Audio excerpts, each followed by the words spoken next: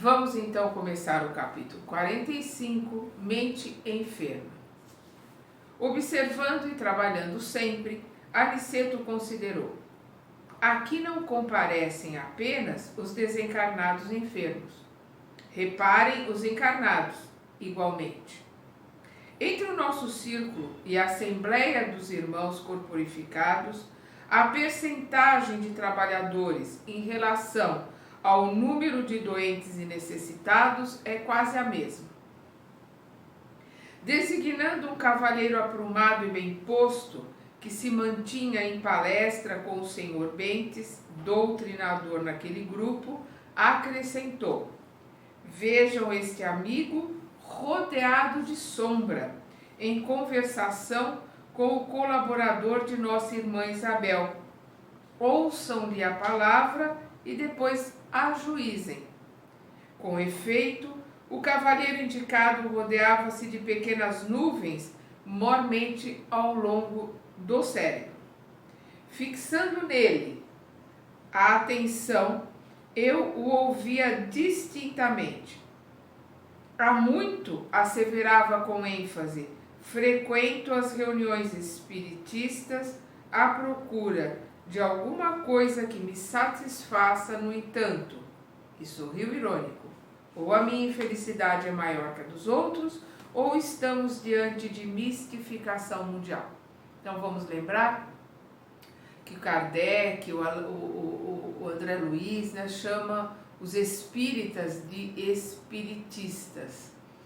E nós vemos aqui esse senhor com essas nuvens escuras em volta do cérebro dele, que o Aniceto colocou para eles analisarem, né? Então nós vamos ver aqui um irmão que se acha muito culto, que lê muito, que estuda muito, mas não trabalha, não põe nada em prática daquilo que ele lê, como Jesus nos coloca lá no Evangelho, uma árvore, talvez até uma árvore frondosa, dados os conhecimentos que tem, mas sem frutos, não serve para nada.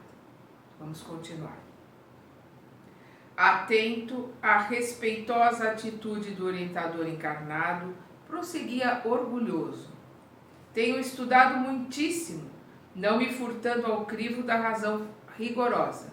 Já devorei extensa literatura relativa à sobrevivência humana e, todavia, nunca obtive uma prova. O Espiritismo está cheio de teses sedutoras, mas o terreno se mostra cheio de dúvidas. A obra de Kardec, inegavelmente, representa extraordinária afirmação filosófica. Entretanto, encontramos com Richer um acervo de perspectivas novas. A metapsíquica corrigiu muitos voos da imaginação, trazendo à análise pública observações mais profundas sobre os desconhecidos poderes do homem. No exame dessas verdades científicas, o mediunismo foi reduzido em suas proporções. Precisamos do movimento de racionalização, ajustando os fenômenos a critério adequado. Todavia, meu caro Bentes, né, o doutrinador aqui se chama Bentes, né? Vivemos em paisagem de mistificações sutis, distantes das demonstrações exatas. A essa altura, o interlocutor, muito calmo e seguro na fé, interveio considerando. Concordo, Dr. Fidelis, em que o Espiritismo não deva fugir a toda espécie de considerações sérias. Contudo, creio que a doutrina é um conjunto de verdades sublimes que se dirigem de preferência ao coração humano. É impossível auscultar-lhe a grandeza divina com a nossa imperfeita faculdade de observação, ou recolher-lhe as águas puras com o vaso sujo dos nossos raciocínios viciados nos erros de muitos milênios. Olha que resposta Perdão. Olha que resposta bem dada. Perdão. Que o Bentes deu para ele. A doutrina espírita tem que ser sim analisada. A fé tem que ser raciocinada, como o Kardec colocou, ou seja, embasada no conhecimento, embasada na busca da verdade, sem dogmas, sem achismos, né? sem gurus ou santos que dizem é assim, ninguém pergunta, ninguém contesta, é assim, está acabado. Isso não existe no Espiritismo. E é o que o Bentes está colocando. É impossível auscultar-lhe a grandeza divina, né? Ele está colocando aqui que a doutrina se dirige ao coração humano. É impossível auscultar-lhe a grandeza divina com a nossa imperfeita faculdade de observação. Nós temos órgãos imperfeitos no termo do todo. A visão, a audição, o tato, o olfato, eles nos auxiliam para a nossa vida aqui na Terra.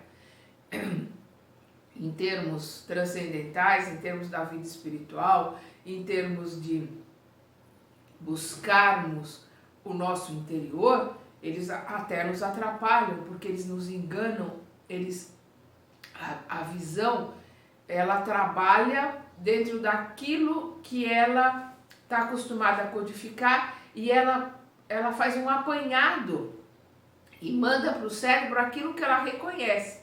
Por isso que qualquer um de nós que pegar na internet uma frase ou um texto escrito com números em lugar de algumas letras ou faltando algumas palavras escritas erradas, a nossa mente vai juntar aquilo e nós vamos ler perfeitamente, como se tivesse escrito certinho.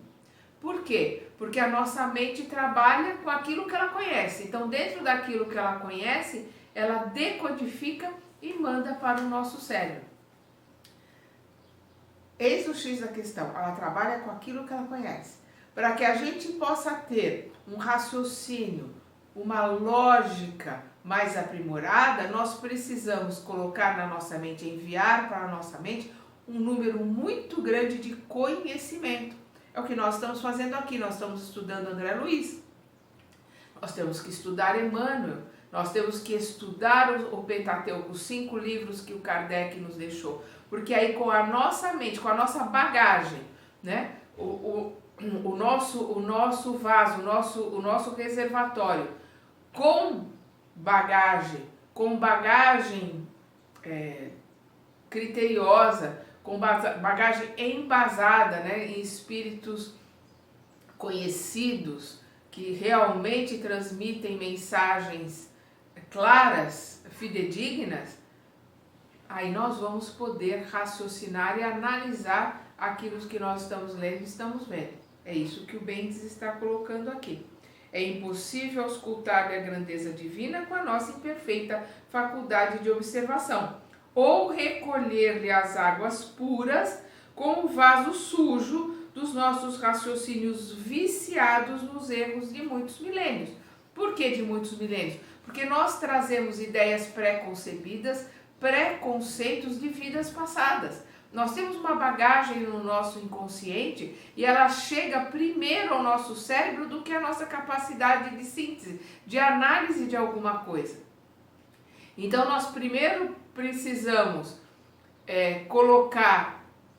embasar a nossa análise num raciocínio embasado num conhecimento muito grande e profundo, porque os preconceitos, as ideias já preconcebidas, que nós já estamos acostumadas com ela há milênios, porque nós estamos encarnando e desencarnando aqui há milênios, elas afloram, elas vêm à tona e você nem se pergunta por quê. Eu acho isso, mas por quê? Se você está vendo que é assim, você está lendo, olha aqui, o Jesus colocou isso, os mentores colocam isso. Não, mas eu penso assim. Analisa por que você pensa assim, porque se não são preconceitos que estão vindo lá de trás de outras encarnações, nós temos que tomar muito cuidado com as nossas análises. E é o que ele está colocando aqui. Infelizmente, os nossos vasos são sujos por raciocínios viciados nos erros de muitos milênios. Ao demais, temos aprendido que a revelação de ordem divina não é trabalho mecânico em leis de menor esforço. Não é uma coisa mecânica, não é de menor esforço, não é ler, não basta ler. Tem que assimilar, aprender interiormente e colocar em prática. Aí sim, nós teremos realmente aprendido as lições que nos foram dadas. E isso exige muito esforço. Lembremos que a missão do Evangelho com o Mestre foi precedida por um esforço humano de muitos séculos. Antes de morrerem os cristãos nos círculos do martírio, quantos precursores de Jesus foram sacrificados? Primeiramente, devemos construir o receptáculo. Em seguida, alcançaremos a bênção. Primeiro, nós temos que construir aqui o nosso vaso, né? O tamanho e um vaso bem limpo, sem estar rachado, sem estar furado, né? Um vaso perfeito, grande. Nós temos que construí-lo. Ele tem que ser sólido para que a gente possa guardar os ensinamentos, porque eles chegarão conforme o tamanho do nosso vaso. Vamos lembrar que é um oceano de conhecimento e de ensinamentos que nós temos aí à nossa disposição. A Bíblia, sagrado livro dos cristãos, é o encontro da experiência humana cheia de suor e lágrimas, consubstanciada no Velho Testamento, com a resposta celestial sublime e pura no Evangelho do nosso Senhor. Então, às vezes as pessoas acham que a Bíblia foi escrita numa psicografia. Não, a palavra Bíblia quer dizer biblioteca, não? Vários livros. Então, os livros, a primeira revelação foi de Moisés.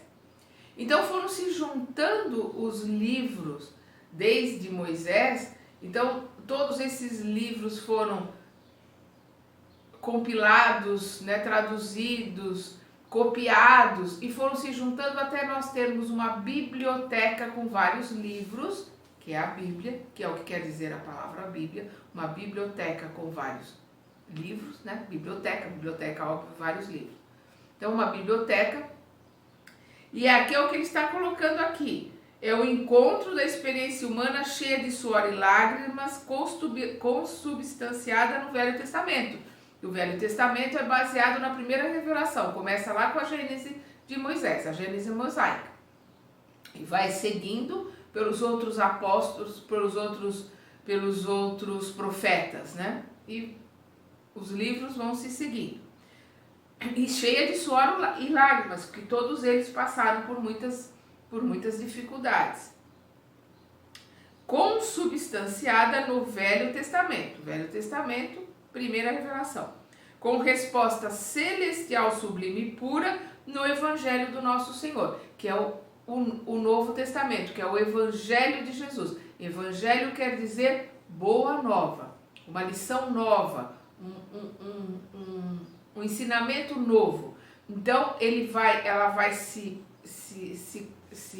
digamos assim, ratificar e retificar dentro do necessário no que precisa se retificar e ratificar naquilo que estava correto ali, com a boa nova de Jesus, né? Com os evangelhos, com os livros dos apóstolos de Jesus. E vamos lembrar que não foram, a não ser Mateus, que tinha cultura, e Lucas, que era médico, mas Lucas foi buscando conhecimento, ele era discípulo de Paulo de Tarso, primeiro com Paulo, depois Paulo mandou que ele procurasse Maria, que já estava velhinha, aí ele foi pegar as declarações de Maria, de João Evangelista, que cuidava de Maria. Então, muito tempo depois, Lucas veio, juntou tudo, os outros evangelhos foram escritos por outras pessoas e davam o nome do evangelista com quem eles tinham falado ou que eles queriam homenagear.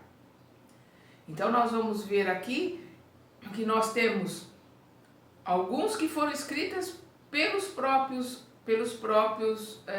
discípulos de Jesus, né?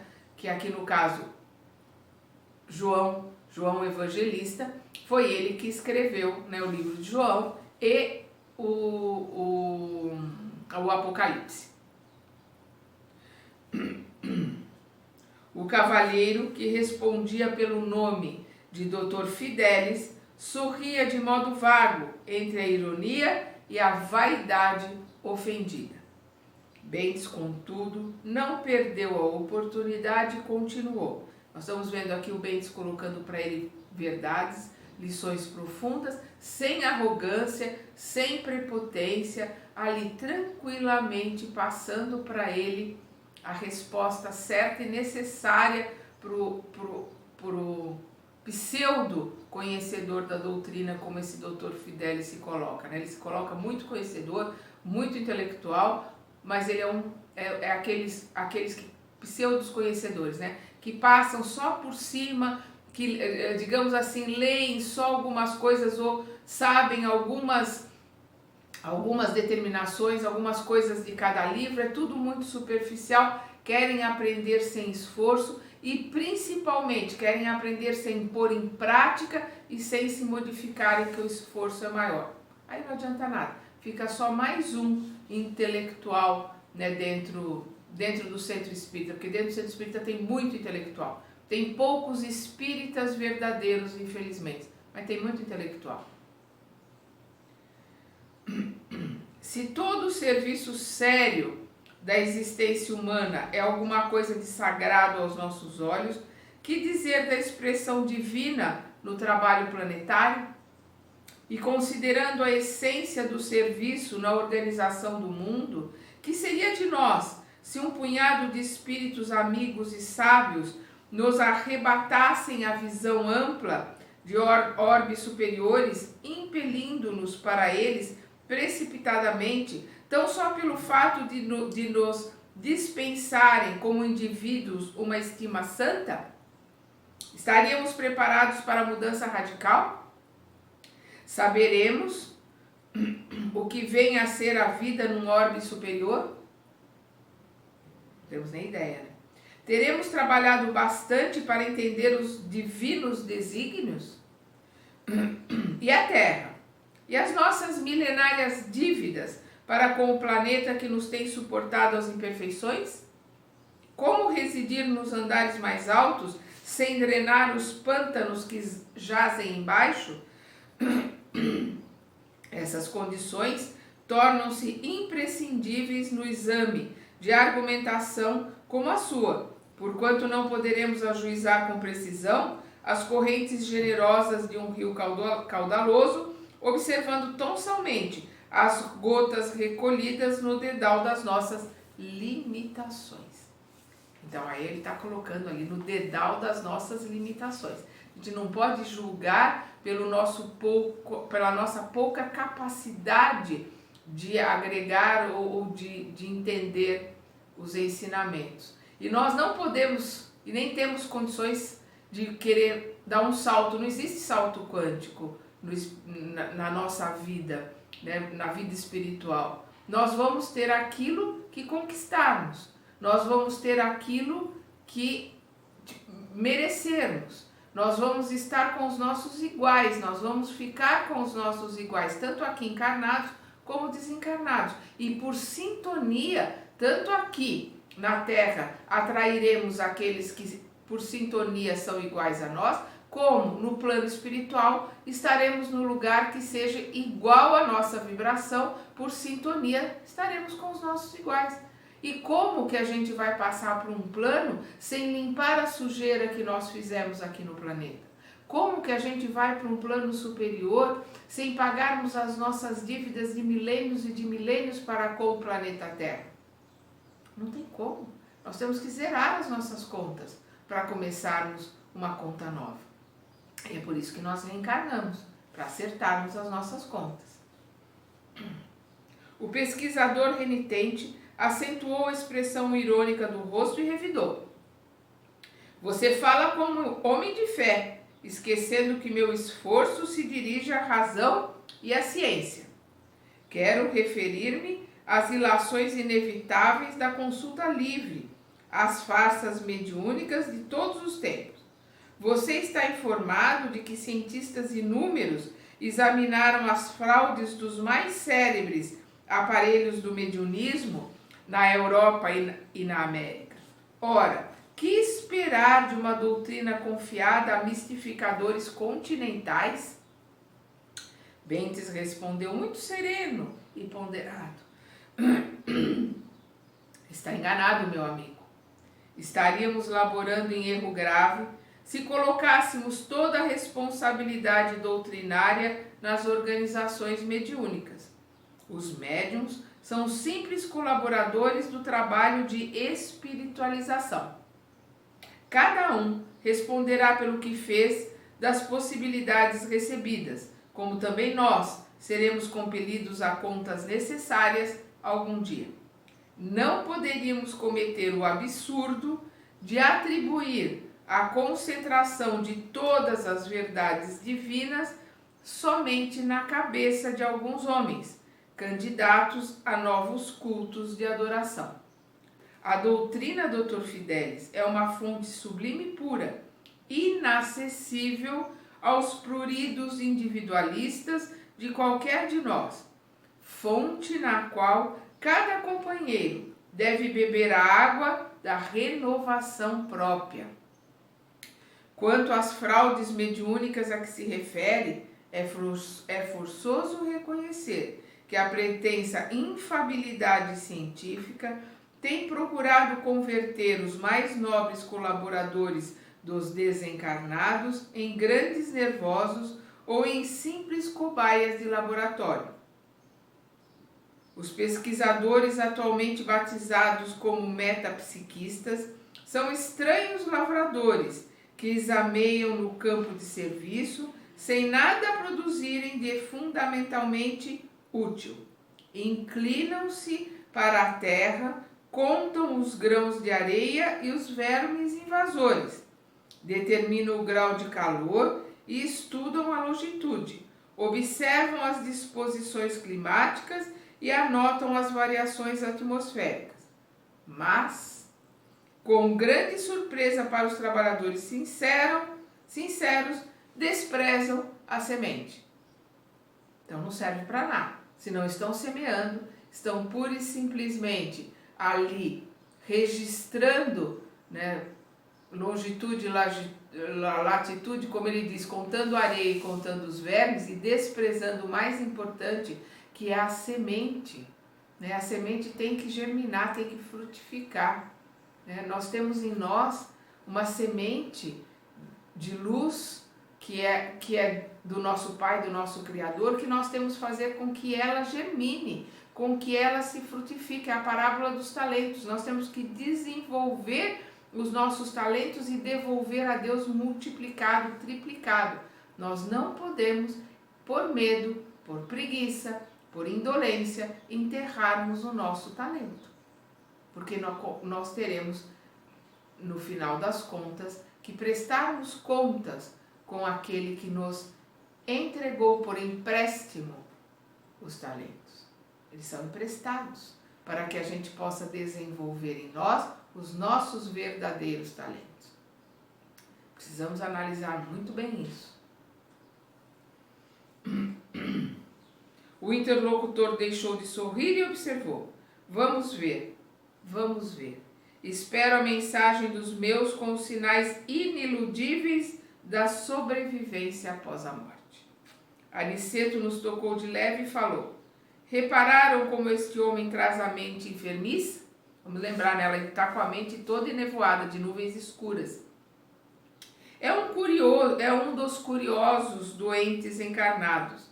Tem vasta cultura e, todavia, como traz o sentimento envenenado, tudo quanto lhe cai nos raciocínios participa da geral intoxicação. É pesquisador de superfície, como ocorre a muita gente, aquilo que eu estava falando. É pesquisador de superfície, não quer mergulhar, não quer se modificar, não quer trabalhar, não quer se esforçar, quer receber tudo de mão beijada. Não é assim que as coisas funcionam. É pesquisador de superfície, como ocorre a muita gente. Tudo espera dos outros, examina seu semelhante, mas não ausculta a si mesmo. Quer a realização divina sem o esforço humano. Reclama a graça, formulando a exigência. Quer o trigo da verdade sem participar da semeadura. Espera a tranquilidade pela fé, sem dar-se ao trabalho das obras. Estima a ciência, sem consultar a consciência. Prefere a facilidade, sem filiar-se à responsabilidade. E vivendo no torvelinho de continuadas libações, agarrado aos interesses inferiores e à satisfação dos sentidos físicos, em caráter absoluto, está aguardando mensagens espirituais. Como? Não se esforça, não trabalha, não se dedica, não ajuda o próximo, ele vai receber conforme aquilo que ele dá. Se ele não dá nada, como é que ele vai receber alguma coisa? Né?